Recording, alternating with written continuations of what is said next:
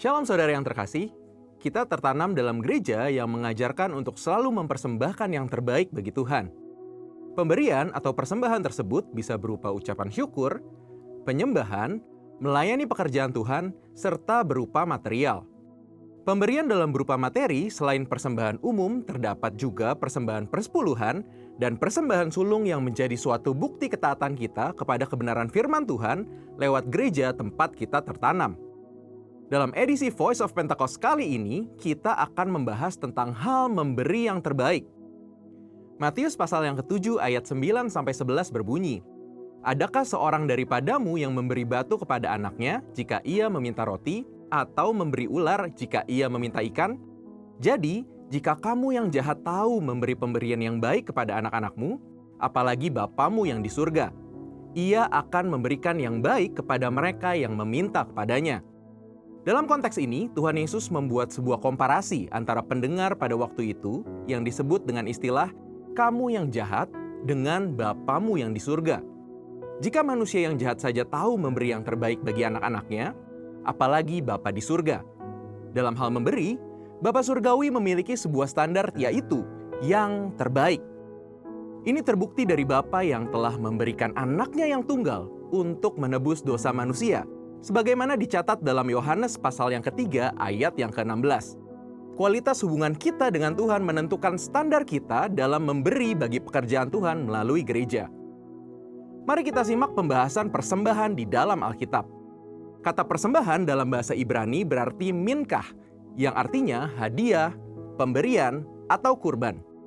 Dalam kitab Kejadian kita melihat contoh para patriarh dalam memberikan persembahan kepada Tuhan, seperti Kain dan Habel, Nuh, Abraham, dan Yakub. Prinsip persembahan dalam era sebelum berdirinya kemah suci adalah sebuah inisiatif pribadi sebagai respon si pemberi persembahan akan kasih, berkat, penyertaan, serta perlindungan Tuhan. Persembahan diberikan berdasarkan hubungan pribadi si pemberi dengan Tuhan. Setelah berdirinya kemah suci, Tuhan memberikan hukum-hukumnya. Di dalamnya juga tertulis berbagai jenis korban yang diatur menjadi persembahan. Walaupun jenis kurban dan tata cara diatur berdasarkan hukum, aturan tersebut menjadi sarana yang memperjelas dalam hal memberi persembahan, sehingga persembahan diberikan tepat seperti yang dikehendaki oleh Tuhan. Ada 3 kesimpulan yang bisa kita pelajari. Yang pertama, mereka yang memiliki hubungan yang berkualitas dengan Tuhan umumnya memiliki standar yang tinggi dalam memberi, yakni senantiasa berupaya memberi yang terbaik. Dalam Perjanjian Baru, kita bisa meneladani apa yang Maria lakukan dalam Yohanes pasal yang ke-12 ayat 1-8. Maria mempersembahkan minyak narwastu murni dan menyeka kaki Yesus dengan rambutnya. Semua yang Maria lakukan adalah contoh standar yang tinggi dalam memberi, yang dilakukan karena memiliki hubungan yang berkualitas dengan Tuhan. Kedua, mereka yang tidak memiliki hubungan yang berkualitas dengan Tuhan hanya dapat memahami pemberian sebagai sebuah hukum yang tertulis. Ketika yang lainnya sudah dengan tekun dan setia mengembalikan persepuluhan, dirinya masih sibuk menggali tentang apakah persepuluhan ini benar alkitabiah, dan lain sebagainya. Yang ketiga, kaum cinta akan uang dan pencuri kas milik Tuhan akan selalu mengkritik mereka yang memberi dengan standar yang tinggi bagi pekerjaan Tuhan melalui gereja. Tidak jarang mereka menyamaratakan semua pendeta atau hamba Tuhan yang mengajarkan tentang memberi persembahan sebagai golongan pendeta yang mencari keuntungan pribadi dari jemaat. Sekedar memandang apa yang kasat mata tanpa berupaya mencari tahu berdasarkan fakta. Kekristenan adalah hubungan kita dengan Kristus dan hubungan kita dengan sesama. Seperti yang digambarkan dari hukum yang pertama dan terutama, kasihilah Tuhan Allahmu dengan segenap hatimu dan dengan segenap jiwamu dan dengan segenap akal budimu, dan kasihilah sesamamu manusia seperti dirimu sendiri. Ketika kasih kepada Tuhan dan kasih kepada sesama memenuhi hidup kita, maka kita hanya akan memiliki satu standar dalam memberi, yaitu memberi yang terbaik. Ini karena kita tahu dan sungguh sadar bahwa sebesar apapun pemberian yang bisa kita berikan, tidak akan mampu membalas apa yang sudah Tuhan Yesus lakukan di dalam hidup kita. Salah satu persembahan yang menjadi sebuah dimensi baru dalam memberi yang terbaik adalah persembahan sulung. Persembahan sulung adalah salah satu bentuk disiplin rohani, baik dalam hal jumlah maupun nilai persembahan, tapi terlebih dalam hal kemurahan hati dalam memberi. Kita dapat belajar dari teladan jemaat di Makedonia di dalam 2 Korintus 8, bahwa kasih karunia Tuhan Yesus memberdayakan orang-orang yang seharusnya tidak mampu memberi untuk dapat memberikan melampaui kemampuan mereka. Namun, jangan kita lupakan Roma pasal yang ke-12. Ayatnya yang ke-1 berbunyi, "Karena itu saudara-saudara, demi kemurahan Allah, aku menasihatkan kamu supaya kamu mempersembahkan tubuhmu sebagai persembahan yang hidup, yang kudus, dan yang berkenan kepada Allah. Itu adalah ibadahmu yang sejati." Biarlah kita memberi yang terbaik bagi Tuhan sebagai respon atas kasih, berkat, penyertaan, dan perlindungan Tuhan, serta didasari atas hubungan pribadi kita dengannya. Saudara, untuk penjelasan lebih lengkapnya dari tim teologi kami, jangan lupa buka link yang ada di atas atau scan QR Code yang tersedia. Tuhan Yesus memberkati.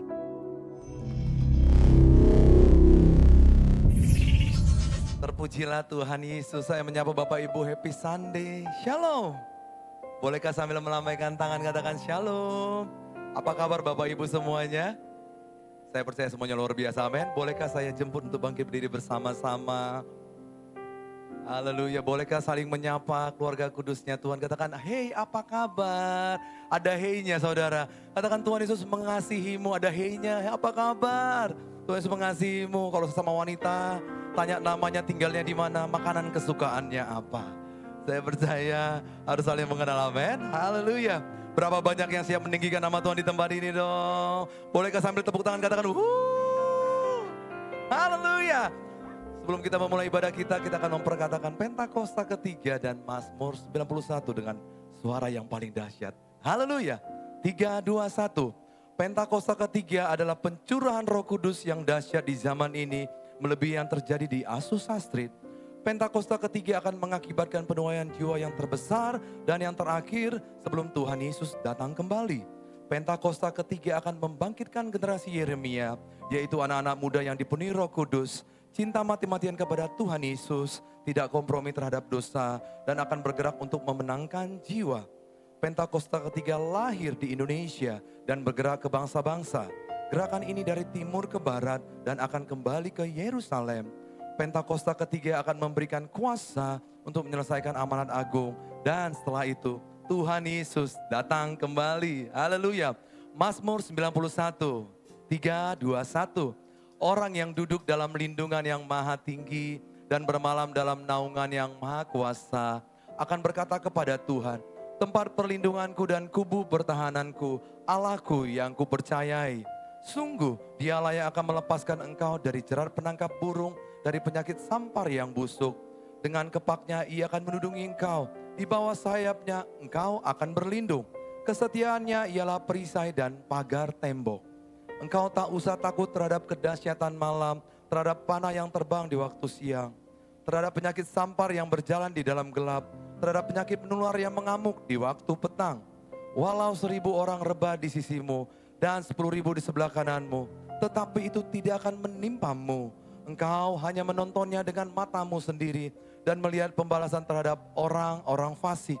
Sebab Tuhan ialah tempat perlindunganmu, yang maha tinggi telah kau buat tempat perteduhanmu. Malapetaka tidak akan menimpa kamu dan tulah tidak akan mendekat kepada kemahmu. Sebab malaikat-malaikatnya akan diperintahkannya kepadamu untuk menjaga engkau di segala jalanmu. Mereka akan menatang engkau di atas tangannya supaya kakimu jangan terantuk kepada batu. Singa dan ular tedung akan kau langkahi. Engkau akan menginjak anak singa dan ular naga. Sungguh hatinya melekat kepadaku, maka aku akan meluputkannya, aku akan membentenginya, sebab ia mengenal namaku. Bila ia berseru kepadaku, aku akan menjawab. Aku akan menyertai dia dalam kesesakan. Aku akan meluputkannya dan memuliakannya. Dengan panjang umur akan kukenyangkan dia dan akan kuperlihatkan kepadanya keselamatan daripadaku. Yang percaya janji Tuhan katakan amin. Sorakan haleluya. Tuhan terima kasih buat hari ini. Terima kasih buat 1 minggu yang sudah berlalu. Kami melihat penyertaan, perlindungan, dan pemeliharaan Tuhan yang sempurna dalam setiap pribadi lepas pribadi. Terima kasih Tuhan. Kami percaya apapun yang terjadi dalam hidup kami, semuanya mendatangkan kebaikan bagi setiap kami yang mengasihi Engkau. Terima kasih buat keluarga kami yang semakin harmonis. Terima kasih buat pekerjaan usaha kami. Terima kasih buat studi kami, bangsa kami, dan kota kami. Terima kasih Tuhan. Kami tahu Tuhan mengasihi. Tuhan memulihkan di dalam nama Tuhan Yesus Kristus. Dan siang ini Tuhan, bersama-sama kami datang di tempat ini. Hanya satu kerinduan untuk menyembah Tuhan, menyenangkan hati Tuhan, dan mengagungkan Engkau dalam roh dan kebenaran, menyembah-Mu. Terima kasih Tuhan, terima kasih. Karena kami tahu Allah kami Allah yang kudus. Terima kasih Tuhan. Datanglah kerajaan-Mu dan jadilah kehendak-Mu di tempat ini sama seperti di surga. Kami percaya saat Engkau hadir, yang sakit sudah sembuh di dalam nama Tuhan Yesus. Yang terikat dilepaskan, yang susah dihiburkan. Ada pengharapan, ada kekuatan, ada sukacita yang baru. Kami tahu Engkau bertata di atas pujian umat-Mu Tuhan. Dan kami berjanji memberi yang terbaik. Dari awal pertengahan sampai akhirnya, Tuhan saja yang diagungkan. Yang siap menyembah Tuhan, beribadah bersama-sama. Katakan amin. Bolehkah kita berikan tepuk tangan sekali lagi? Haleluya. Silakan duduk kembali Bapak Ibu. So I'll lift my hands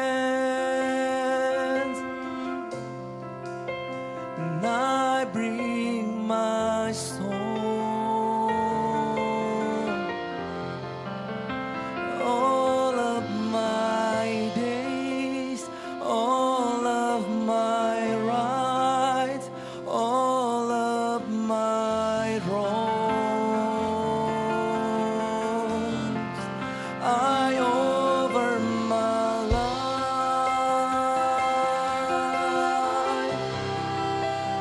here and beyond,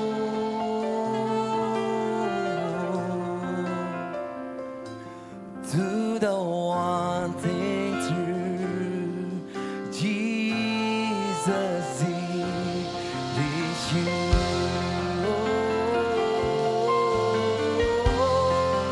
So I lift my hand, I bring my song, all of my days, all of my rights, all of my rights. I offer my life to you. Over my life, here and beyond,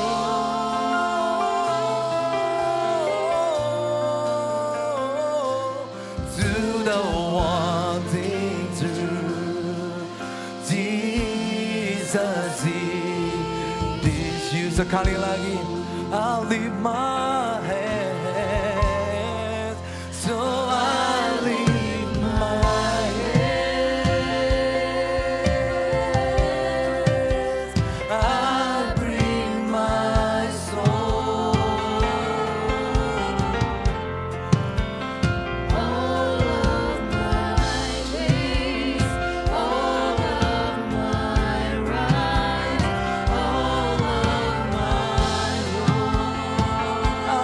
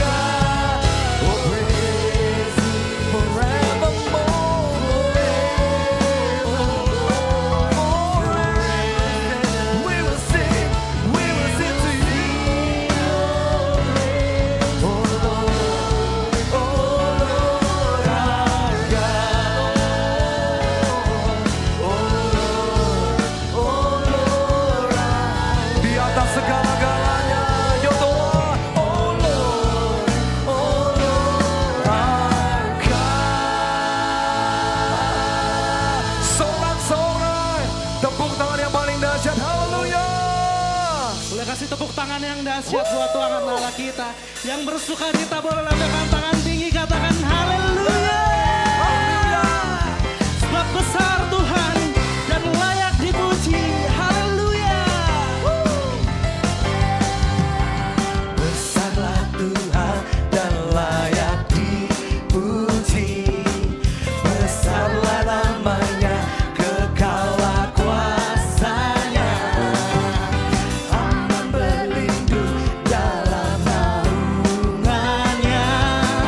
Dia Allah bagi kita, di pihak kita.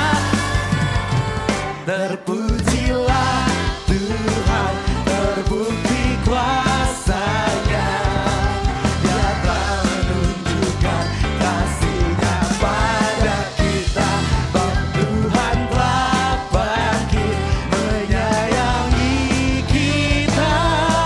Terpujilah Tuhan, terpuji namanya. Yesus Allah perkasa. Mari sambil tepuk tangan buat Tuhan Yesus, Bapak Ibu Saudara. Haleluya. Mari saudara sendiri angkat pujian ini.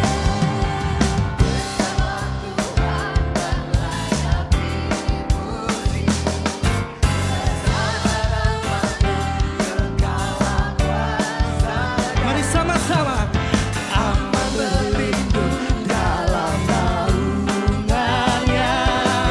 Dia Allah bagi kita, di pihak. Mari sambil angkat kedua tangan tinggi. Terpujilah Tuhan, terbukti kuasanya. Dia telah menunjukkan kasih-Nya pada kita. Sebab Tuhan telah bangkit menyayangi kita. Terpujilah Tuhan, terpuji namanya. Yesus Allah perkasa. Mari lagi. Itulah Tuhan, terbukti kuasanya. Dia telah menunjukkan kasih-Nya pada kita. Sebab Tuhan telah bangkit menyayangi kita. Terpujilah Tuhan, terpuji namanya. Yesus Allah perkasa. Yesus Allah perkasa. Yesus Allah perkasa. Boleh kasih tepuk tangan yang terbaik. Sorakan haleluya. Perkasa. Sorakan Haleluya. Saya percaya sukacita Tuhan itulah kekuatan kita, amin. Amin. Yang setuju katakan heeh. Sorakan Tepuk tangan buat Tuhan Yesus. Yesus sayangku, Yesus sayang. Yesus sayang orang semua. Yesus sayangku. Katakan Yesus sayang saya. Yesus sayang saya. Amin. Yesus sayang orang semua. Yang tahu Tuhan Yesus baik katakan haleluya. Tepuk tangan sama-sama saudara. Dengan sukacita yang indah. Lagi-lagi, tepuk tangan, come on. Plaza Indonesia memuji Tuhan. Sama-sama, ikuti sama-sama. Seka, seka, yo. Kiri saudara. Kiri, kanan, utara, badan. Puji Tuhan. Gerakan yang mudah saudara, ke depan. Seka, seka, yo. Kiri, kanan, utara, badan. Puji. Saudara kasih tahu sebelahnya, say come on. Yesus sayangku, hey. Yesus sayang, Yesus sayangku, dahsyat. Yesus sayangku,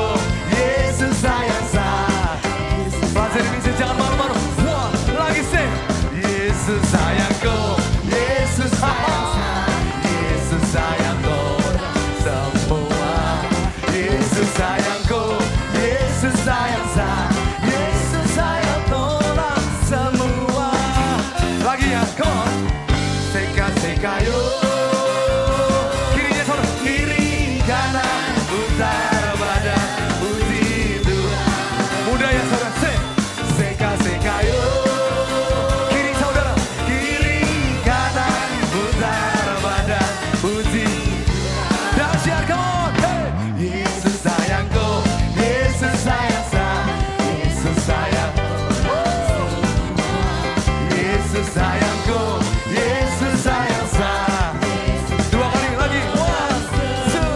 Yesus sayangku, Yesus sayang saya, Yesus sayangku. Percayalah, Yesus sayangku, Yesus sayang saya. Haleluya. Yang percaya katakan wuh. Haleluya. Saudara, nanti kita ke sebelah sini dua kali. Ke sebelah sini dua kali apa? Siap saudara. One, two, dua kali. Come on. Kanan, sebelah sini. Sebelah sini, come on. Depan sekarang, come on. Haleluya. Tukar lagi. Sama-sama. Yesus sayangku, Yesus sayang saya, Yesus sayang orang semua. Lagi. Yesus sayangku, Yesus sayang saya. Saudara, lihat sebelahnya, lihat belakangnya, katakan Yesus sayangku, Yesus sayang saya, Yesus. Percaya, dia sangat baik. Yesus sayangku, Yesus sayang saya, Yesus sayang orang. Percaya ya, Yesus sayang orang. Lagi, Yesus sayang orang semua. Sorakan haleluya.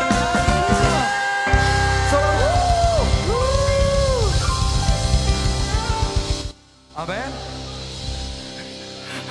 Saya percaya meskipun badainya besar banget, meskipun pergumulan masih ada, saya percaya dia sayang sama kita, amin.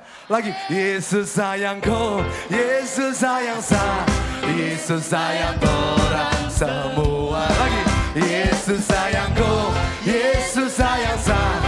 Musik memuji Tuhan, saudara ke kiri dua kali, ke sebelah sini, come on. Hey, satu, Yesus sayang saya, Yesus sayang orang semua. Depan, Yesus sayangku, Yesus sayang saya, Yesus sayang.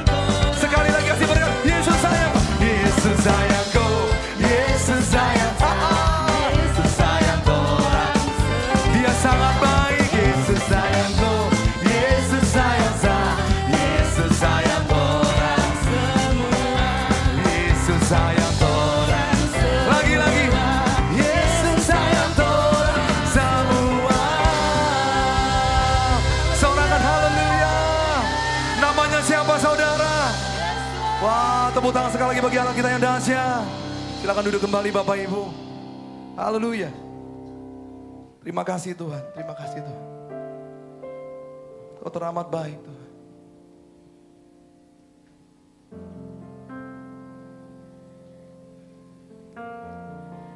We give you praise, O Lord. We give you praise.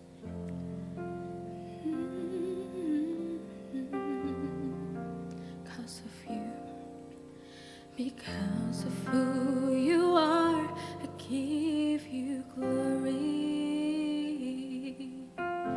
Because of who you are, I give you praise. Because of who you are, I will lift my voice and say, Lord, I worship you because of who you are.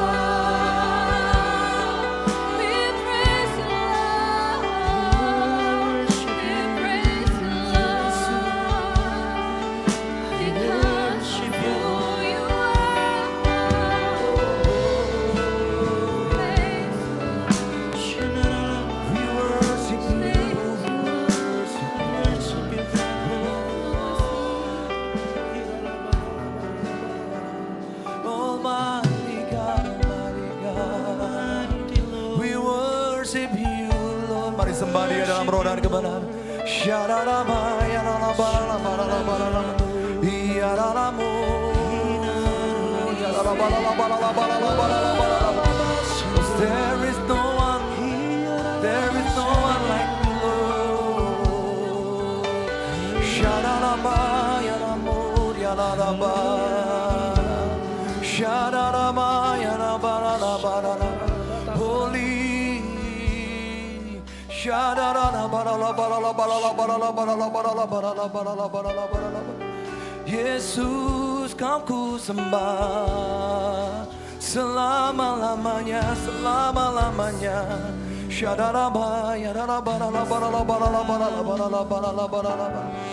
Lord, I worship you because of who you are.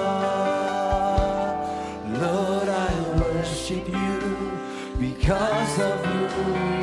Meskipun belum kelihatan pertolongan, katakan, Lord, I worship you because of who you. Meskipun sepertinya kita ditinggalkan, katakan, Lord, I worship you because of who you are. Oh, Lord, I worship you because of who.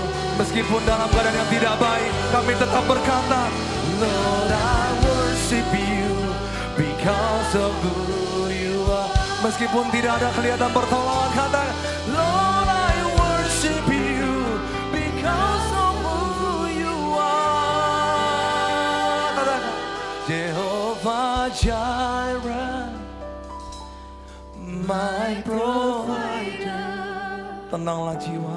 Jehovah Nisi, Allah pemelihara kami, Allah penolong kami, Allah kekuatan kami. Jehovah Shalom, Kami tidak pernah ditinggalkan, my Prince of kami gak pernah dilupakan Tuhan. Lord, I worship you because of who you are. Lord, I worship you because of who you. Sekali lagi, Jehovah Jireh, sambil bangkit berdiri bersama-sama. Jehovah Jireh, oh God, my provider. Jehovah Nisi, Kalau dulu Tuhan tolong, maka hari ini Tuhan pasti tolong. Kalau orang lain Tuhan tolong, maka kami pun pasti Tuhan tolong. Hari ini Tuhan, kami mau menikmati kehadiran, my Prince of Peace. kemuliaan-Mu Tuhan. Worship you because of who. Sekali lagi, Jehovah Jireh, Jehovah Jireh, my provider. Gak peduli apa yang terjadi, Engkaulah segala-galanya Tuhan. Yang paling tahu hati kami, yang paling tahu kondisi hidup kami, Engkau yang saja ya Tuhan. Prince of Peace, Lord, I worship you because of who you are. Lord, I worship you because of who you are. Lord, I worship you because of who you are.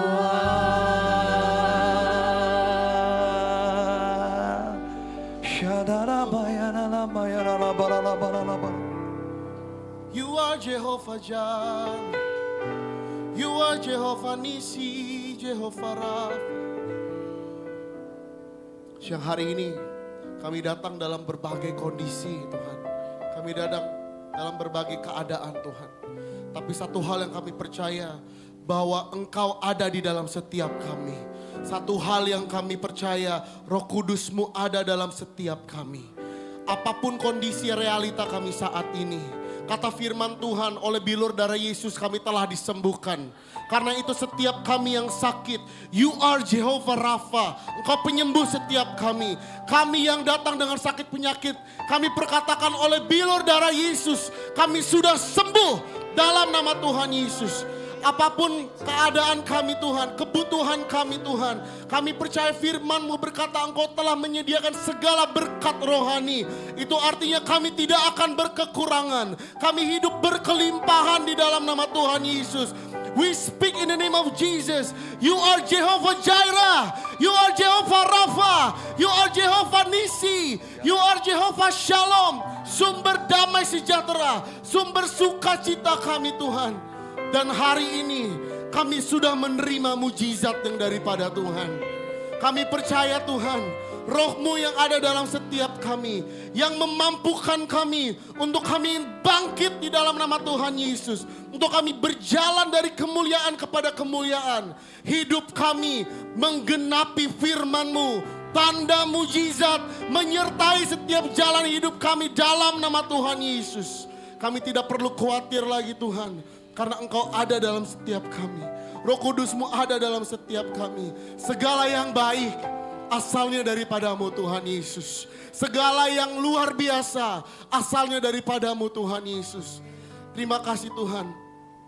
And with your authority Tuhan, dengan otoritas yang ada dalam setiap kami bawa bangsa kami Indonesia Tuhan.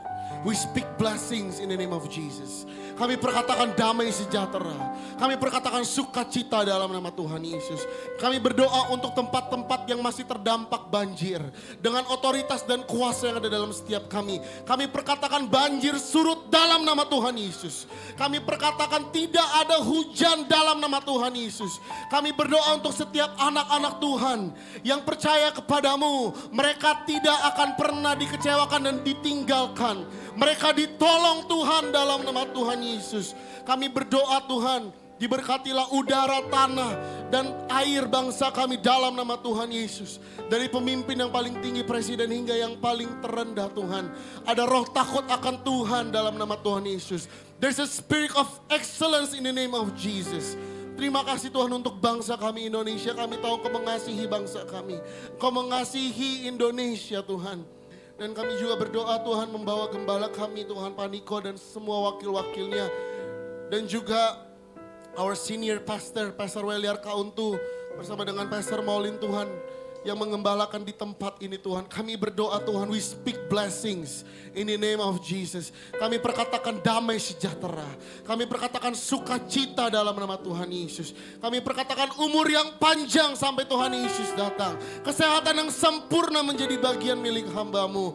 Tuhan terus nyatakan visi-Mu yang baru. Tuhan terus nyatakan pewahyuan-Mu Tuhan. Sehingga melalui kepemimpinan mereka Tuhan, kami percaya kami menjadi murid yang memuridkan di dalam nama Tuhan Yesus. Di tahun amanat agung ini Tuhan, biar setiap kami dipimpin oleh pemimpin yang terus memuridkan dalam nama Tuhan Yesus. Tuhan berikan lutut yang kuat, berikan tangan yang kuat untuk terus berpegang teguh kepada janji-Mu Tuhan. Terima kasih Tuhan Yesus, terima kasih Tuhan. Dan saat ini kami juga berdoa Tuhan untuk Pastor Yakub yang akan menyampaikan kebenaran firman. Kami percaya Tuhan Roh Kudus, Tuhan Yesus yang ada dalam diri hamba-Mu, yang memimpin, yang terus menggaungkan firman-firman Tuhan. Setiap perkataan keluar dari lidah bibir mulut perkataan hamba-Mu merupakan isi hati Tuhan. Firman Tuhan yang hidup, yang tidak akan pernah kembali dengan sia-sia, yang penuh kuasa dalam nama Tuhan Yesus. Dan saat ini kami angkat tangan kami Tuhan. Apapun kondisi kami sekali lagi Tuhan, kami bersepakat di dalam nama Tuhan Yesus, yang sakit sudah sembuh. Yang berbeban berat sudah diangkat bebannya dalam nama Tuhan Yesus. Kami yang berkekurangan, kami sudah hidup berkelimpahan dalam nama Tuhan Yesus. All the spiritual blessings saat ini terjadi dalam alam realita kami dalam nama Tuhan Yesus. Terima kasih Tuhan, we give you all the glory, we give you all the praise. Only unto the name of Jesus Christ. Sama-sama katakan amin. Tepuk tangan yang paling dahsyat buat Tuhan kita yang sudah menjawab setiap kerinduan kita, amin. Kita siapkan hati kita untuk kebenaran firman Tuhan. Berapa banyak yang tahu bahwa kita semakin hari semakin mau mengasihi Tuhan, amin. Yang mau tepuk tangan bagi Tuhan Yesus dong. Aku masih punya Tuhan, punya pengharapan. Aku tetap beriman, Tuhanku, Yesus kekuatanku. Yesus kekuatanku. Aku masih punya Tuhan. Aku masih punya Tuhan, punya pengharapan. Aku tetap beriman Tuhanku, Yesus kekuatanku, Yesus kekuatanku. Aku masih punya Tuhan. Aku tetap percaya, tetap percaya. Kau membuat mukjizat di hidupku. Aku tetap percaya, tetap percaya. Takkan ku takut, kau besertaku. Aku tetap percaya, aku tetap percaya, tetap percaya. Kau membuat mukjizat di hidupku. Aku tetap percaya, tetap percaya. Takkan ku takut, kau besertaku. Yang kami tahu, haleluya, aku masih punya Tuhan, punya pengharapan.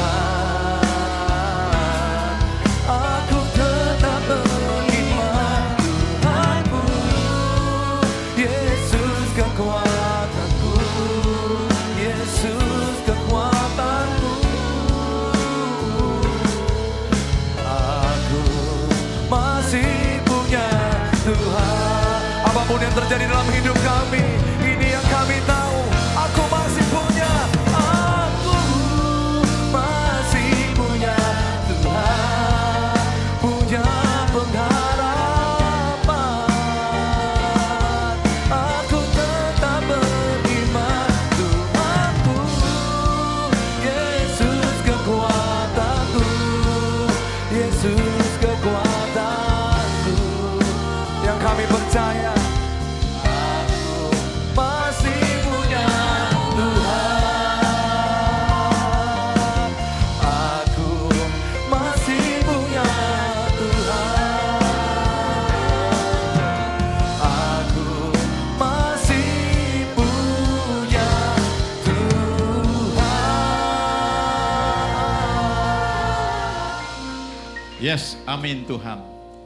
Bersamamu kami bisa melakukan segala perkara. Bersamamu kami melompat tembok. Karena tidak ada mustahil bagi Engkau Tuhan. Dan gak ada mustahil bagi kami yang percaya. Karena itu siang hari ini ajari kebenaran demi kebenaran. Bicara di hati kami, buka pikiran kami Tuhan. Bahwa kami memahami hukum-hukum surgawi dan hidup di dalamnya. Dan kami boleh efektif, efisien menjadi alat-Mu di muka bumi ini sampai Engkau datang. Terima kasih, kami mengucap syukur. Dalam nama Yesus kami sudah berdoa. Haleluya. Amin. Amin. Shalom saudara, silakan duduk. Puji Tuhan, terima kasih pada Tuhan dan juga buat Pastor Weliar. Ya, satu kehormatan boleh melayani di pelayanan teman ya waktu kuliah. Hamba Tuhan yang Tuhan pakai luar biasa ya. Saya tadi mikir mau ngasih buku apa ya. Saya lihat Pak Weliar sudah pelayanannya internasional ya. Mungkin buku yang saya kasih mungkin itu lebih junior orangnya dari Pak Weliar. Tapi terima kasih sekali lagi. Puji Tuhan. Nama saya Yakub ya, Yakub Williams Mas Baitela. Saya satu kuliah dengan Pak Weliar ya waktu di Bandung ya, dia jurusan elektro, saya teknik sipil.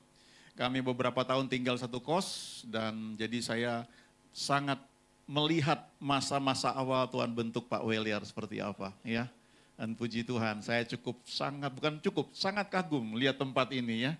Betapa memang Tuhan yang bekerja bagi setiap orang yang mau ikut Dia. Ya, modal kita tuh cuma mau aja. Itu yang Tuhan taruh di kita, free will. Semua Dia yang kerjakan. Filipi 2 ayat 13 berkata, Allah yang mengerjakan di dalam kamu. Baik kemauan maupun pekerjaan. Ketekunan pun dari Tuhan. Karena Alkitab bilang Allah sumber ketekunan. Kesetiaan itu buah roh. Bergaul dengan Tuhan itu akan muncul. Jadi kita ini sebenarnya orang yang sangat beruntung ya kalau mau ikut Tuhan. Nah, ada dua hal penting yang saya percaya dalam kehidupan. Ya, yang pertama adalah mengenal Tuhan, ya, knowing God. Ini saya banyak cerita di ibadah pertama tadi. Ya, kita perlu belajar siapa Tuhan yang kita sembah. Jangan hanya menurut kata orang. Tentu waktu awal kita perlu belajar kenal Tuhan dari orang lain, dari orang tua, dari guru sekolah minggu mungkin, dari mungkin guru di sekolah, atau dari pembimbing rohani kita. Itu yang saya alami. Tapi terus kita makin kenal Tuhan, supaya kita bisa mengalami semua anugerah yang Dia berikan. Ya, ada satu pertanyaan yang penting yang Yesus tanyakan kepada murid-muridnya. Kalau menurut orang lain aku ini seorang nabi dan seorang mungkin yang lain, tapi menurut kamu aku ini siapa?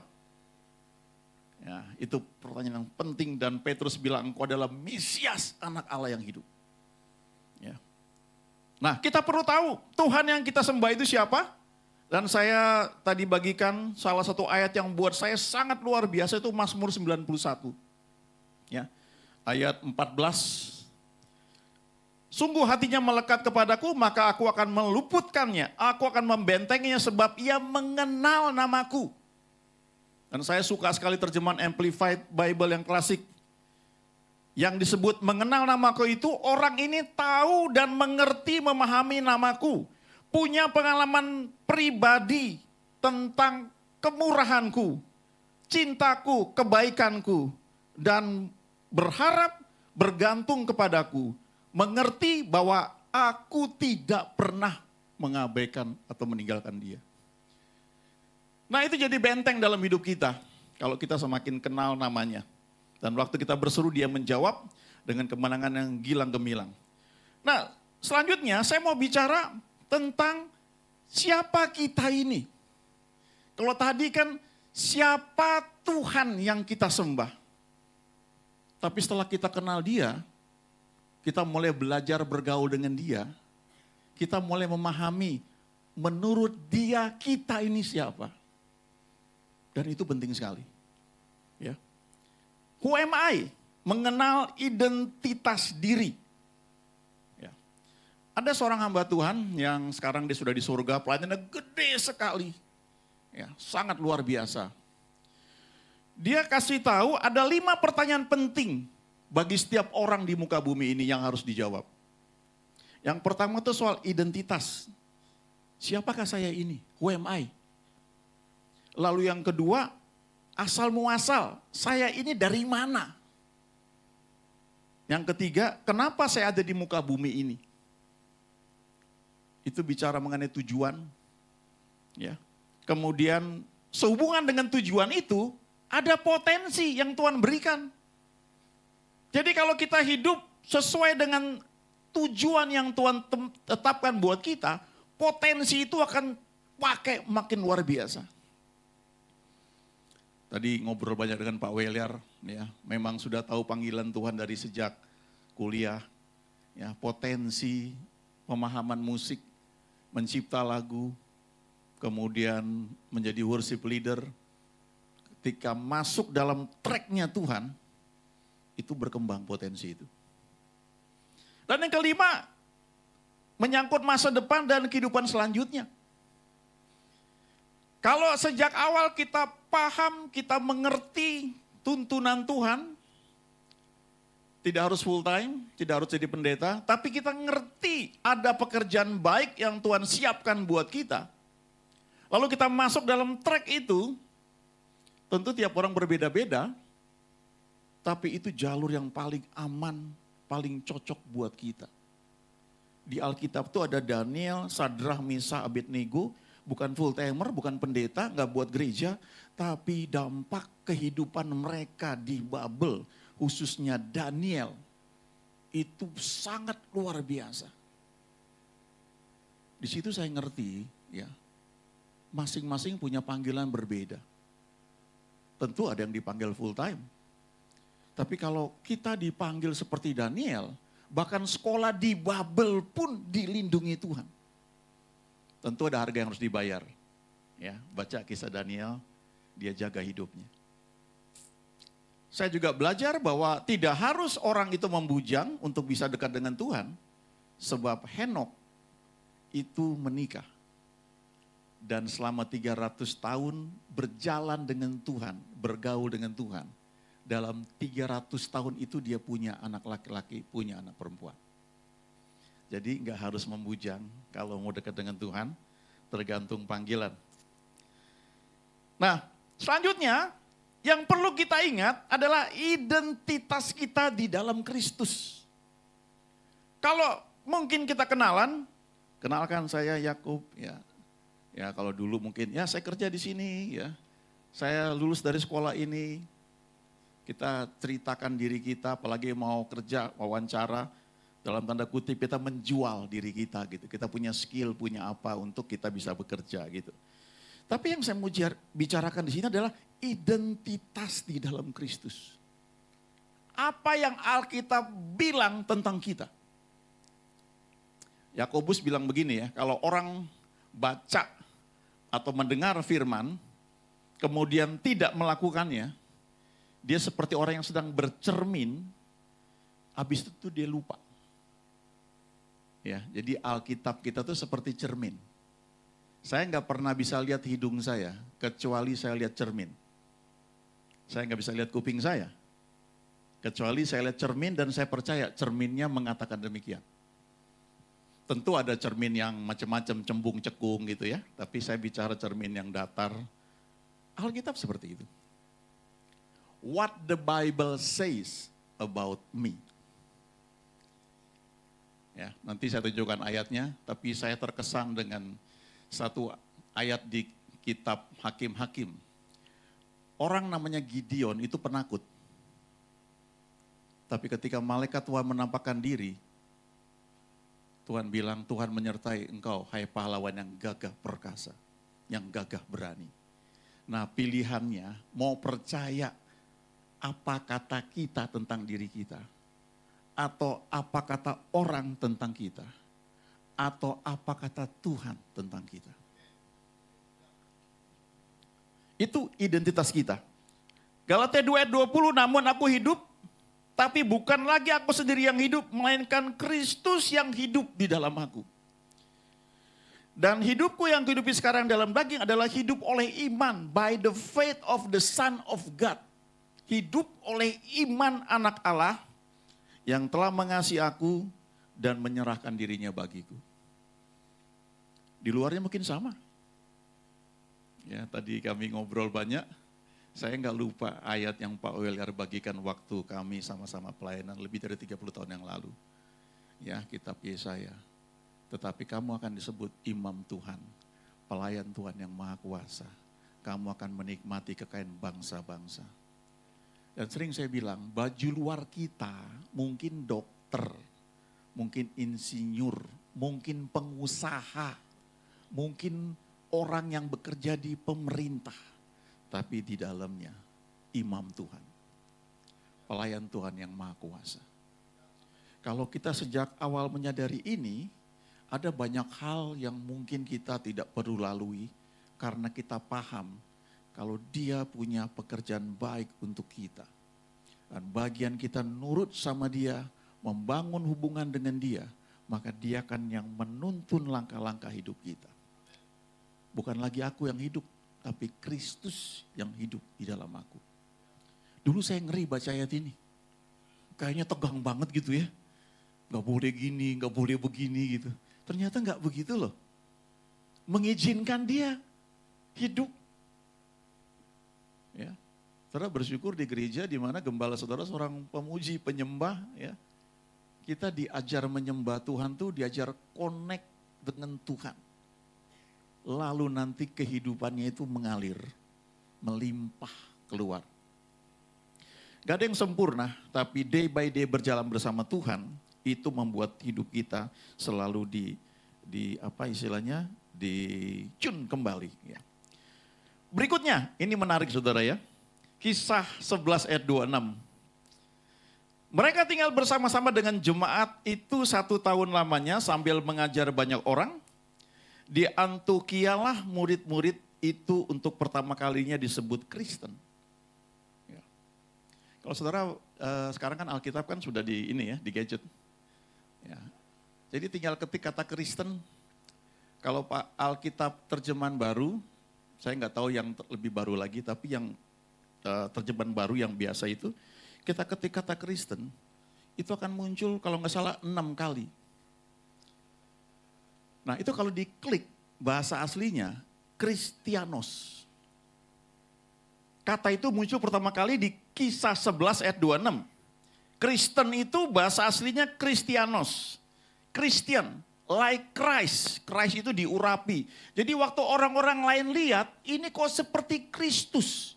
Ini diurapi hidupnya. Jadi mereka yang kasih label Kristen.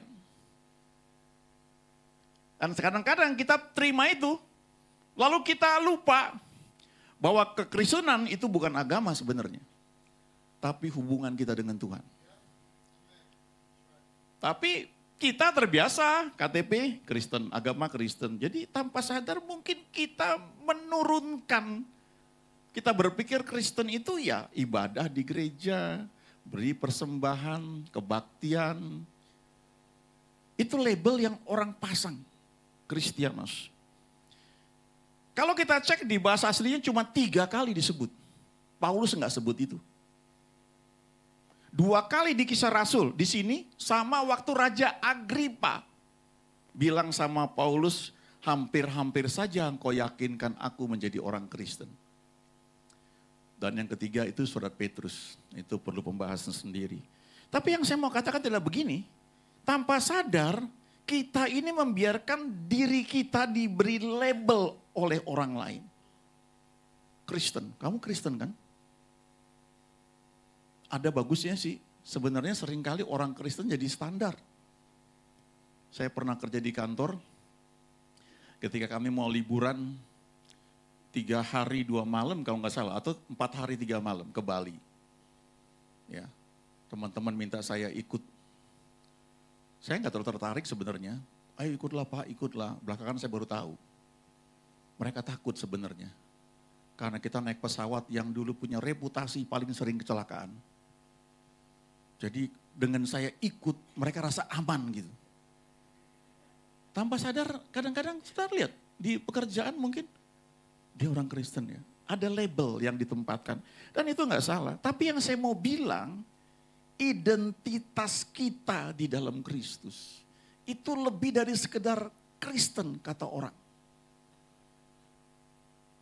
Kadang-kadang itu label kamu orang Kristen begitu ya. Tapi di balik itu, saudara tahu cerita Musa ya. Musa waktu ketemu Tuhan 40 hari 40 malam wajahnya bercahaya sekali. Jadi waktu ketemu orang Israel, karena nggak tahan dia pakai selubung ditutup. Karena kalau dibuka terlalu silau. Tetapi orang nggak pernah tahu selubungnya itu waktu dibuka apakah wajahnya masih bercahaya atau tidak. Karena selubungannya dari luar. Nah identitas kita bukan sekedar selubung dari luar atau Kristianos dari luar yang orang berikan label buat kita. Tapi setidaknya buat kita ada 3 hal tentang identitas yang perlu kita pegang. Dan kalau kita melayani Tuhan lebih lanjut, jadi 4, 5 dan seterusnya. Yang pertama adalah anak Allah. Identitas kita yang sudah terima Tuhan Yesus adalah anak Allah. Yohanes 1 ayat 12. Tetapi semua orang yang menerimanya diberinya exousia. Kuasa, otoritas untuk menjadi anak Allah. Dan Tuhan Yesus di 4 kitab Injil selalu mengajarkan mengenai Bapa dan kamu. Kamu adalah anak Bapa. Bapa manakah di antara kamu yang memberi ular, kalajengking, atau batu ke anaknya kalau anaknya minta roti atau ikan? Jadi kalau kamu yang jahat tahu memberi yang baik kepada anak-anakmu, apalagi Bapamu yang di surga. Pernah sadari itu? Betapa luar biasanya kita disebut anak-anak Allah. Alkitab berkata di kitab Roma, di kitab Galatia, Allah mengutus roh anaknya itu. Roh Kudus masuk ke dalam hati kita. Kita menjadi lahir baru, ciptaan baru. Lalu roh itu mengajari kita untuk berkata, ya Aba, ya Bapa. Anak-anak saya di rumah manggil saya Papi. Jadi kalau saya pakai kata itu, ya Papi. Nah, kalau yang Betawi, ya Babe. Nah, itu bahasa. Dedi, ucapan seorang anak kepada ayahnya yang paling dekat, yang pribadi. Saya pernah lihat foto John F. Kennedy, tahun berapa ya, 60-an kali ya. Dia sedang kerja di mejanya di White House, Gedung Putih itu, difoto sama wartawan. Itu tumpukan kertas meja kerja dari presiden negara adikuasa yang sangat powerful. Mau ketemu dia tuh antrinya mungkin berapa lama kali, nggak mudah. Tapi anaknya main di kolong meja. Itu anak. Itu foto waktu dicetak, wish. Ya. Itu mengajar saya banyak sekali. Tuhan kita tidak pernah kekurangan waktu untuk kita datang kepada Dia. Anytime. Gak perlu ngantri. Karena kita anak, Dia Bapa. Pernah sadari itu? Apapun masalah yang sedang kita hadapi. Kalau kita sudah terima Tuhan Yesus, kita anak, Dia Bapa. Yang kedua, ciptaan baru. Apa yang menjadi baru? Rohnya. Alkitab berkata kita ini roh, jiwa, dan tubuh. Waktu terima Tuhan Yesus, rohnya menjadi ciptaan baru.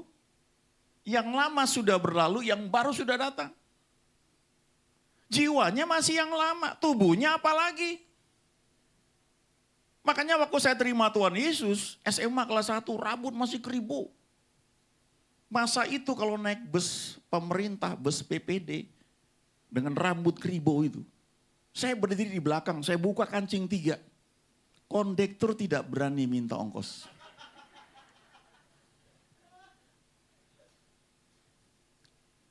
Kalau bus swasta ya harus bayar.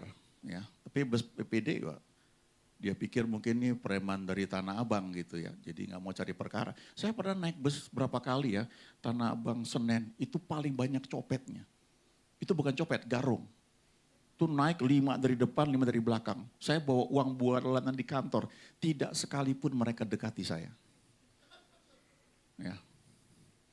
Nah saya terima Tuhan Yesus, rambut saya nggak tiba-tiba langsung jadi pendek. Enggak. Masih keribu terus. Badan saya masih tetap kurus dulu. Tapi yang berubah apa? Roh saya. Ciptaan baru. Pendeta saya nggak ngajarin saya baca Alkitab. Nggak ada yang ngajarin. Ibu, bapak saya nggak ngajarin. Kami Kristen tapi tidak pernah baca Alkitab. Tidak pernah doa bersama di rumah. Yang ingat waktu saya lulus mau ujian SD, ibu saya ajak doa. Habis itu nggak pernah. Tapi waktu saya terima Tuhan Yesus, tidak lama setelah itu, saya tergerak beli Alkitab cetak di toko buku Kristen BPK Gunung Mulia. Ya di Kuitang. Dengan uang jajan sendiri. Dan gak ada yang ngajarin untuk baca Alkitab urut. Pendeta saya gak ngajarin. Beli renungan harian yang namanya saat teduh itu. Kenapa bisa begitu? Ciptaan baru. Jiwanya masih yang lama. Rohnya sudah mengalami justification. Anak Allah. Tapi jiwanya membutuhkan waktu untuk sanctification. Nah, itu seumur hidup. Tapi status saya anak Allah. Yang ketiga, Paulus bilang kewargaan kita adalah di dalam surga. Our citizenship is in heaven. Saudara dan saya ini ditempatkan di muka bumi ini, bagi yang sudah terima Tuhan Yesus, sebagai perwakilan Tuhan di muka bumi ini. Kita punya warga negara surga dalam dunia roh.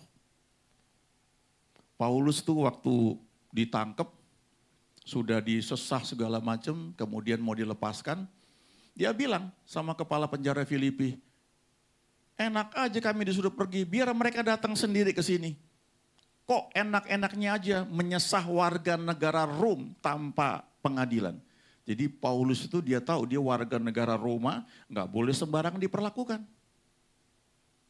Apalagi ketika kita menyadari saya warga negara surga. Baca di Alkitab ketika jemaat dianiaya, bosnya turun tangan langsung. Saulus sedang di perjalanan jatuh dan ada suara yang berkata, Saulus, Saulus, mengapa engkau menganiaya aku? Dan Saulus bingung, siapakah engkau Tuhan? Akulah Yesus yang kau aniaya. Yang dianiaya jemaat, warga negara surga, yang punya surga langsung turun tangan negur.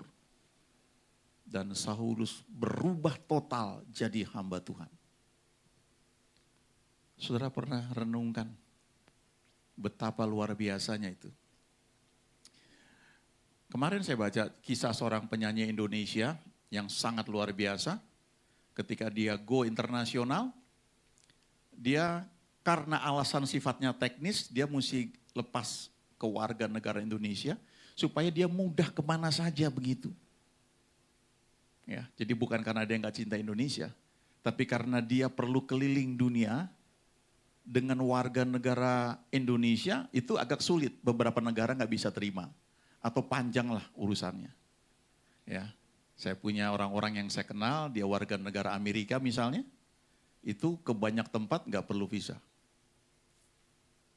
Jadi kalau kita menyadari kita warga negara surga, seperti Paulus katakan di Filipi 3 ayat 20, maka ada banyak hak istimewa yang Tuhan sediakan. Kita dibedakan dari orang lain. Itu dari perjanjian lama jadi bilang kok. Di Maleki dikatakan, aku akan membuat perbedaan antara orang yang melayani aku dan yang tidak. Saya punya pengalaman sekian tahun yang lalu ya, ngurus visa ke Amerika, itu kan gak mudah. Ya, saya doa, lalu gembala saya juga doain, ya. Besoknya saya menghadap, saya sadar ada hal yang salah saya ngisi. Ya, saya pikir udah nih lewat ini, kan keras Duta Besar Amerika, salah sedikit dicoret. Tapi waktu saya sadar hal itu, ya, terus dipanggil lagi wawancara yang kedua sama bule, ya. Sebelumnya tuh ada nyanyian di hati saya, ya, nyanyian pujian. Kemudian Tuhan seperti ngomong, ingat Abraham. Abraham tuh nggak sempurna. Dia pernah 2 kali mengatakan istrinya ini adalah saudaranya, supaya dia aman. Tapi Tuhan protek dia. Jadi begitu ketemu orang bule ini, dia cuma nanya beberapa kalimat. Dan kemudian dia nggak periksa dokumen, langsung di ACC. Saya berpikir setahun pun udah luar biasa lah. Tapi berapa hari kemudian waktu saya ambil, 5 tahun. Lalu teman saya bilang, Pak 5 tahun tuh ada 3 jenis. Bapak lihat di fotonya itu, bintang 1, bintang 2 atau bintang 3. Kalau bintang 1 aman Pak, kalau bintang 2 mungkin Bapak masuk sampai Amerika, mungkin bisa diwawancara lagi. Kalau bintang 3 Pak, itu hampir pasti. Begitu mendarat, ditanya banyak hal dan belum tentu di ACC. Dan saya lihat bintang 1. Bukan karena saya punya posisi di pekerjaan, tapi karena warga kerajaan surga. Saudara coba pernah renungan, coba renungkan banyak janji yang Tuhan berikan. Dan kalau kita renungkan itu akan mengubah mindset kita. Siapa kita di dalam Tuhan Yesus. Nah yang keempat dan kelima ini untuk pertemuan selanjutnya ya bagi hamba-hamba Tuhan ya. Yohanes 15 ayat 15 kita adalah sahabat Yesus. Waduh saudara kok ngerti itu ya. Sebenarnya saya diingatkan itu Abraham itu sahabat Allah. Gak sempurna dia. Tapi statusnya dia sahabat Allah. Nah Yesus bilang kalau kita melakukan apa yang dia perintahkan, kita adalah sahabatnya. Dan ada privilege bagi seorang sahabat. Ada hal-hal yang orang lain mungkin gak bisa, saudara bisa. Karena saudara sahabat. Ya. Alkitab itu isinya banyak favor. Dan favor is unfair. Ya. Favor sering membuat orang cemburu karena Tuhan membuat perbedaan. Ya. Slide berikutnya, ini cerita yang saya sebut tadi, pelajaran dari Gideon. Ya. Hakim-Hakim 6 ayat 11, kemudian datanglah malaikat Tuhan dan duduk di bawah pohon tarbantin di Ofra, kepunyaan Yoas, orang Abiezer itu. Sedang Gideon anaknya mengirik gandum dalam tempat pemerasan anggur agar tersembunyi bagi orang Midian. Kenapa agar tersembunyi? Karena memang takut. Gideon itu penakut. Itu faktanya. Kemudian Hakim-Hakim 6 ayat 12. Malaikat Tuhan menampakkan diri kepadanya dan berfirman kepadanya demikian. Tuhan menyertai engkau, ya pahlawan yang gagah berani. Padahal penakut. Ayat 15 saya lompat tuh langsung ya. Jawabnya kepadanya, Tuhanku, dengan apakah akan kuselamatkan orang Israel? Ketahuilah, kaumku adalah yang paling kecil di antara suku Manasye. Dan aku pun seorang yang paling muda di antara kaum keluargaku. Tapi malaikat Tuhan bilang, engkau pahlawan yang gagah berani. Nah, mau pilih mana? Ketika kita menghadapi fakta, realita, dengan apa kata Tuhan. Pilih yang mana? Saudara ada hamba Tuhan, tentu ukurannya beda-beda ya. Hamba Tuhannya pelayanannya internasional. Dia sakit kanker di telinganya. Ini kesaksian ya, bukan untuk ditiru mentah-mentah. Tapi dia pengakuan, oleh bilur-bilur Yesus saya sudah sembuh. Itu ayatnya bilang begitu. Surat Petrus. Dia gak mau dioperasi, jangan ditiru sembarangan ya. Tapi dia bilang, oleh bilur Yesus saya sudah sembuh. Tahu berapa lama? 6 tahun. Dan selama 6 tahun dia pelayanan kemanapun, itu darah masih netes. Tidur di rumah orang, darahnya kena ke bantal. Dia hadir di satu kebaktian hamba Tuhan lain yang lebih senior, dan didoain. Ditumpang tangan, gak hilang. Tapi dalam minggu itu, waktu dia bangun pagi, kankernya hilang. 6 tahun dia menghadapi fakta, masih ada darah. Tapi Tuhan bilang dari surat Petrus, oleh bilur-bilurku kamu sudah sembuh. Gideon penakut, sembunyi, paling kecil, paling muda. Tapi malaikat bilang, Tuhan menyertai engkau, hai pahlawan yang gagah berani. Saudara, ini ayat ini berbicara kuat buat saya. Ini sekitar 15 tahun yang lalu ya. Ada hamba Tuhan dari Singapura datang, pelayanan di gereja, di kantor tempat saya bekerja, saya menerjemahkan. Lalu satu ketika ada acara kantor, dia memberikan training karena dia juga doktor di bidang business administration ya. Dia memberikan training, coaching buat bos saya. Lalu saya menerjemahkan. Lalu ketika break, sesi 1 dan sesi 2, saya ngobrol dengan dia, ngobrol biasa aja. Lalu tiba-tiba dia bilang gini, saya lihat Tuhan kasih kamu sebuah rumah baru. Dulu kami masih kontrak. Dan Tuhan bilang, itu karena kamu setia. Because you are faithful. Itu waktu dia ngomong itu tuh kayak pedang nancep. Bukan soal rumahnya, bukan. Tapi saya merasa orang yang tidak setia. Jadi ketika hamba Tuhan tuh bilang itu karena kamu setia, itu nancep. Gak mungkin kayaknya. Ya, saya kuliah lebih lama dari Pak Williar. Ya, Pak Williar cepat lulus. Ya. Ada banyak hal saya nggak setia. Saya tahu itu. Itu fakta. Tapi waktu firman Tuhan bilang, because you are faithful. Saya ingat ayat ini.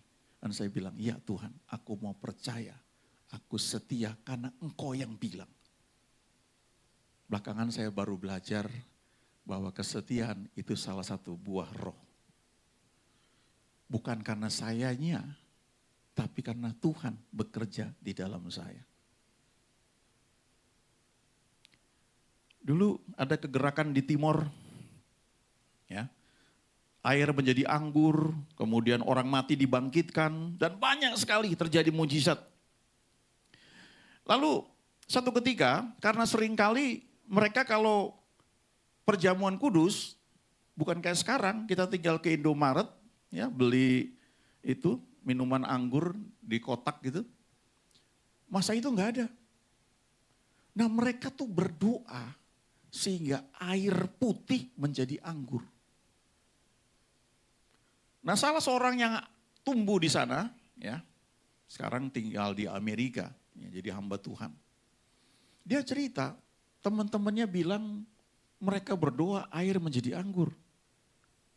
Dia sulit untuk percaya. Suatu ketika teman-temannya bilang, ayo kita mau perjamuan, kita doain air menjadi anggur. Kamu ambil sendiri dari perigi, pakai ember kayu zaman dulu tuh. Lalu dia ambil, dia pegang, dia jagain. Lalu mereka bawa air itu dengan embernya, mereka doa. Mereka doa, dia tutup mata, embernya dia peluk, dan dia taruh dengan serbet gitu, kain putih. Kain putihnya itu dibiarkan nyemplung, dan dia lihat masih putih. Tutup mata, doa lagi, dia buka, masih putih. Entah berapa lama, begitu dia buka mata, sudah jadi ungu. Dia bingung, kok bisa? Lalu teman-temannya bilang, oh puji Tuhan, sudah jadi anggur yang manis. Ayo kita coba sebelum kita bawa ke pendeta. Lalu diambil satu gelas, masing-masing coba itu. Teman yang satu coba, gimana rasanya? Aduh manis sekali, ini anggur luar biasa. Teman kedua coba, manis sekali. Terus giliran orang ini suruh minum, dia minum, loh kok tawar? Warnanya memang ungu tapi rasanya tawar. Dia bingung, semua bilang manis. Dia sendiri yang merasakan tawar. Lalu teman berikutnya coba lagi. Gimana manis? Semua bilang manis. Dia bilang apa lidah saya yang salah? Lalu mereka bawa ke pendeta, mereka perjamuan kudus. Dan ketika dibagikan sampai ke dia minum itu manis. Dia bingung. Selesai ibadah, dia tanya temannya, kamu jujur sama saya ya, tadi anggurnya tuh gimana waktu kamu minum? Oh manis, enggak bukan itu, sebelum dibawa ke pendeta. Waktu kita baru doa, air sudah jadi ungu, kamu rasa bagaimana airnya? Temannya ketawa, tawar. Oh kamu bohong dong kalau gitu. Temannya bilang begini, ini pelajarannya nih. Saya lebih percaya apa kata Tuhan dibanding apa kata lidah saya. Lidah saya bilang ini tawar. Tuhan bilang itu manis. Saya putuskan percaya yang itu. That is faith. Itu iman. Ibrani 11 ayat 1. Iman adalah dasar dari segala yang kita harapkan. Dan bukti dari segala sesuatu yang tidak kita lihat. Iman itu, terjemahan Amplified Bible, menerima, mendeteksi sesuatu yang tidak dapat ditangkap oleh panca indera. Mata nggak lihat, hidung tidak mencium, telinga nggak mendengar, lidah tidak mengecap, kulit tidak merasa, tapi iman bilang ada. Saya tahu banyak orang di sini karena mata saya lihat. Kalau lampu mati, saya nggak bisa lihat ada orang apa enggak. Tapi waktu saya dengar ada yang ngomong, saya tahu ada orang.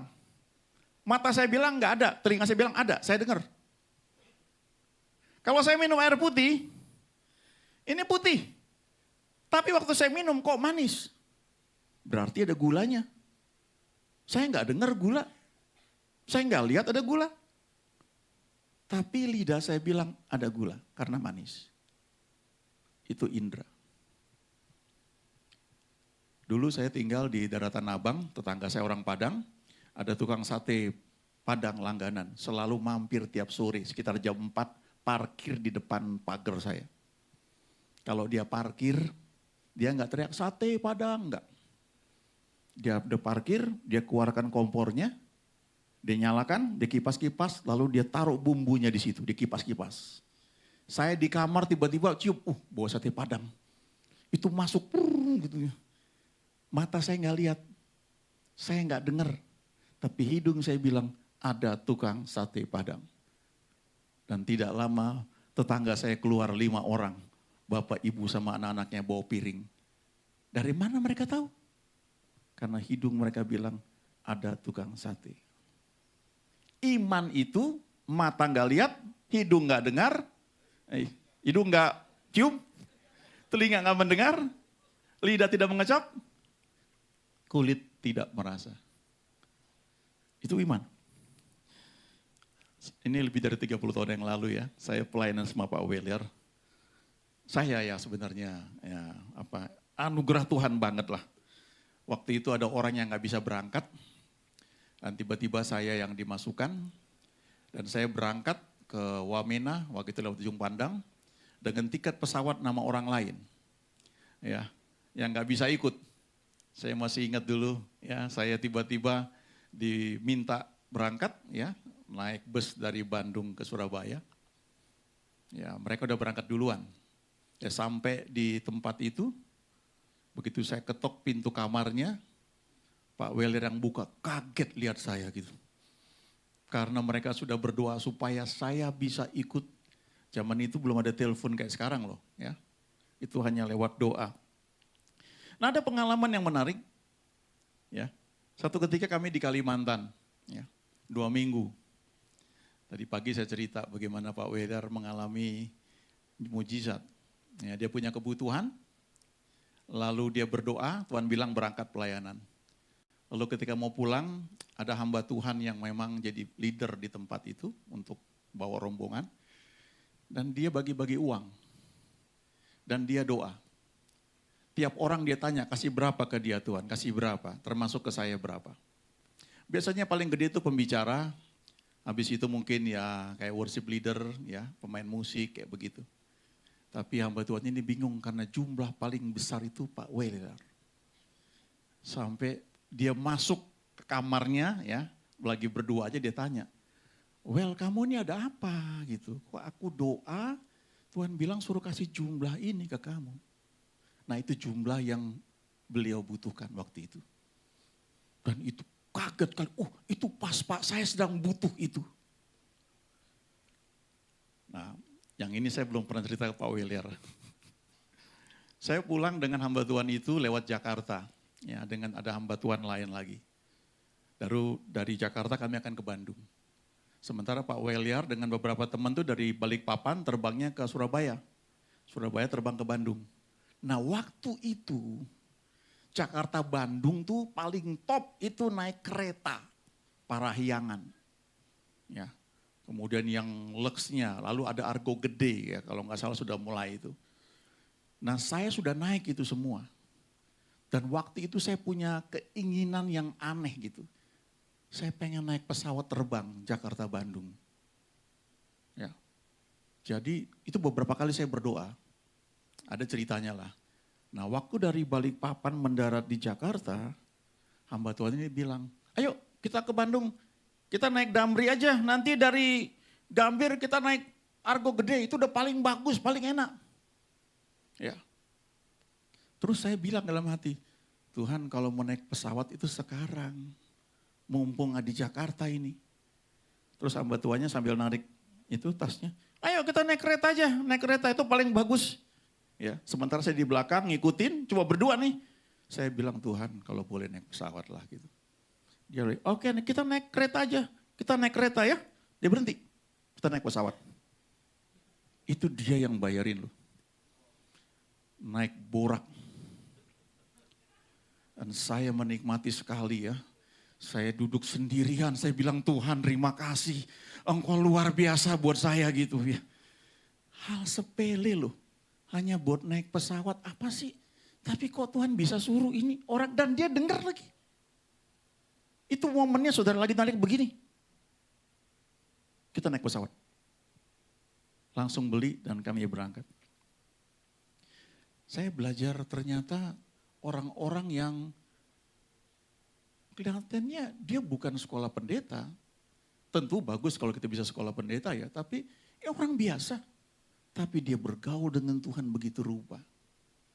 Sampai dia menyediakan dirinya menjadi jawaban doa untuk orang seperti saya yang gak ada apa-apanya itu dibanding dia. Slide terakhir ya. Saudara lihat gambar ini ya. Pasti tahu ini siapa ini? Nick Vujicic ya. Tidak punya tangan, tidak punya kaki, tapi bisa berenang. Dan bisa menikah, istrinya cantik. Ya, di Amerika, tapi keturunan HW dan Jepang. Punya anak. Mungkin bagi banyak orang, kalau nggak punya tangan, nggak punya kaki, hopeless. Tapi dia tahu siapa saya di dalam Yesus. Ini motivator kelas dunia. Saya suka beberapa kali putar video ketika di akhir sesi orang-orang salamin dia. Dan ada satu anak putri nangis peluk dia terseduh-seduh. Hanya melihat orang seperti ini Tuhan bisa pakai. Siapa kita?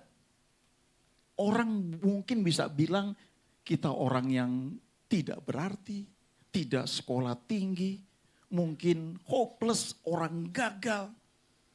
Tapi kalau kita terima Yesus, Alkitab bilang, kamu menjadi ciptaan baru, roh kamu jadi anak Allah, kamu menjadi warga surga. Dan ada pertumbuhan rohani untuk kamu bertumbuh, tidak hanya menjadi sahabat Yesus, tapi yang kelima, menjadi ambassadors for Christ. Duta Kristus. Coba lihat mobil-mobil di jalan yang depannya CD. Itu mobil kedutaan. Bukan berarti hidup semaunya, melanggar peraturan. Tapi kalau dia lagi ada kesalahan, berani gak polisi tangkap? Saya pernah dengar mobil kedutaan tabrakan, gak peduli itu yang setir, dia cuma kasih nomor atau apa, dia tinggal. Bukan urusan dia. Saudara hidup sebagai ambassador for Christ. Tuhan yang mendandani. Saya sudah lihat dalam kehidupan gembala saudara. Saya masih jauh di belakang, masih banyak belajar. Tapi ayat ini berlaku bagi setiap orang percaya. Belajar dari Daud. Ya. Daud itu waktu ketemu orang Filistin, ketemu dengan Goliat, dia nggak lihat gede badannya itu. Yang dia bilang gini, ini siapa orang Filistin nggak bersunat ini? Kok berani mencemokan barisan daripada Allah yang hidup? Dia mau bilang, Goliat, badanmu memang gede, tapi engkau nggak disunat. Engkau nggak punya perjanjian dengan Jehovah. Sunat itu lambang perjanjian. Dan Daud, walaupun dia nggak ngomong, kepercayaan dirinya, gua memang kecil, tapi gua punya perjanjian dengan Jehovah. Sebab gua disunat. Di perjanjian baru, sunat itu sunat hati. Anda terima Yesus sebagai Tuhan dan Juru Selamat, hati Anda disunat menjadi ciptaan baru. Itu gambar paling bawah kanan, kucing. Dia ngaca dan kacanya bilang, kamu singa. Itu yang malaikat Tuhan katakan kepada Gideon. Tuhan menyertai kamu, hai pahlawan yang gagah berani. Saudara, dua hal diperlukan dalam hidup ini. Yang pertama, mengenal Tuhan. Siapa Tuhan yang Anda kenal? Siapa Tuhan yang saudara kenal? Alkitab mengajarkan itu Bapa yang baik. Bapa yang mendidik anak-anaknya. Tidak jadi anak-anak gampangan. Bapa yang tidak mungkin meninggalkan kita. Kecuali kita dengan kesadaran sendiri setelah dewasa rohani memutuskan untuk meninggalkan dia. Tapi bukan dari dia. Yang kedua, kita belajar mengenal siapa kita, siapa saya menurut Tuhan. Bukan apa kata orang. Saya anak Allah, ciptaan baru, saya warga kerajaan surga. Saya sahabat Yesus dan saya adalah duta Kristus, ambassador for Christ. Yuk bangkit berdiri, mari kita berdoa. Terima kasih Tuhan untuk siang sore hari ini. Firman-Mu mengajarkan bagi siapa yang ada dalam Tuhan Yesus, ia adalah ciptaan yang baru, yang lama sudah berlalu, yang baru sudah datang. Dan bagi siapa yang terima Tuhan Yesus, ia menjadi anak-anak Allah. Ia menjadi anak Allah dan ada Roh Kudus yang dikirim masuk ke dalam hatinya dan mengajari untuk memanggil ya Aba ya Bapa. Dan Alkitab mengajarkan bagi orang yang sudah terima Tuhan Yesus, ia adalah warga kerajaan surga. Dan tidak hanya itu, waktu kami setia melakukan bagian kami seperti yang Kau perintahkan, kami menjadi sahabat Yesus. Dan Kau bawa kami sebagai duta Kristus dengan jaminan dukungan penuh kerajaan surga. Sebab Engkau berkata, ketahuilah aku menyertai kamu senantiasa sampai kepada akhir zaman. Bapak, Ibu, teman-teman, kekristenan itu dimulai waktu kita terima Yesus. Bukan karena KTP kita Kristen, tapi terima Yesus sebagai Tuhan dan Juru Selamat. Mungkin Bapak Ibu rajin ke gereja, suka nyanyi lagu rohani, tapi pertanyaannya sudah terima Yesus belum?